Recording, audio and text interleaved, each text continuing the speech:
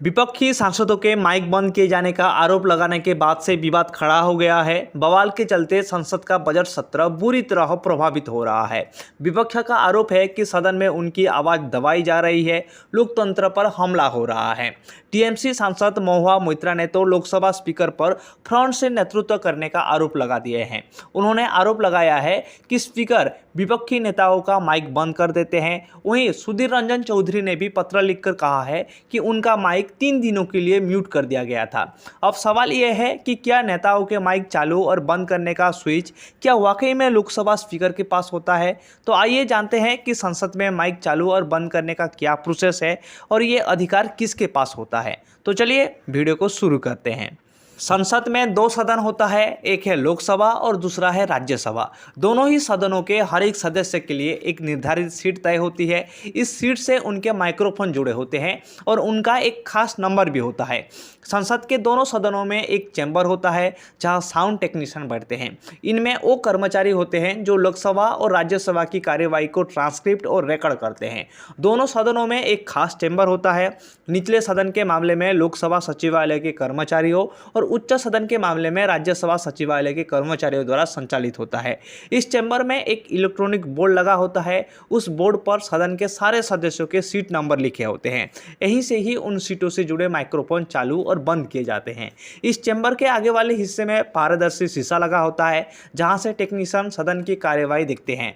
Microphone को manually बंद और चालू करने का जिम्मेदारी इन्हीं के पास होता है। टेक्नीशियन के पास भले ही माइक बंद और चालू करने का कंट्रोल होता है, पर ऐसा नहीं है कि यहां उनकी मर्जी चलती है। संसद की कार्यवाही के दौरान माइक्रोफोन चालू और बंद करने की एक निर्धारित प्रक्रिया होती है। अक्सर आपने संसद की कार्यवाही के दौरान स्पीकर या फिर सभापति को ऐसी चेतावनी देते या फिर देखते सुनते होंगे कि जिसमें उस सदस्य को कहते हैं कि कृपया हंगामा ना करे, चुप हो जाए, नहीं तो माइक बंद करना पड़ेगा। ये अधिकार केवल सदन के सभापति को ही होता है कि वो माइक्रोफोन को चालू या फिर बंद करने का निर्देश दे सकते हैं।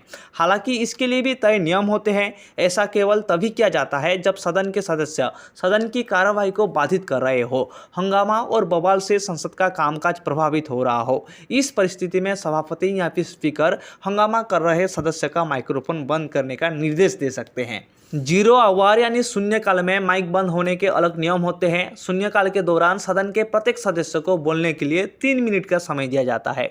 ये 3 मिनट जैसे ही समाप्त होता है, माइक खुद बंद हो जाता है। हालांकि बहस के दौरान सभापति या फिर स्पीकर के निर्देश या फिर अनुमति पर माइक को फिर से चालू किया जा सकता है। वहीं कार्यवाही के दौरान जब भी किसी सदस्य के बोलने की बारी ना हो तो उसका माइक बंद किया जा सकता है।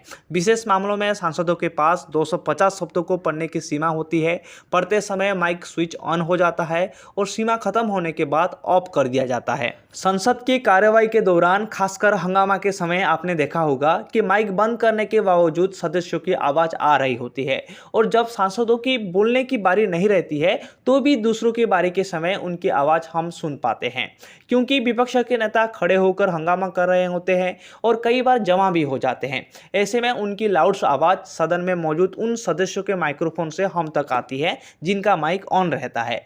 ये शोर हमें दूर से आती हुई आवाज की तरह सुनाई देता है।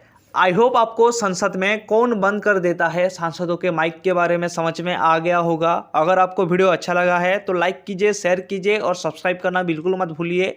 तब तक के लिए आप सभी को मेरी तरफ से जय हिंद।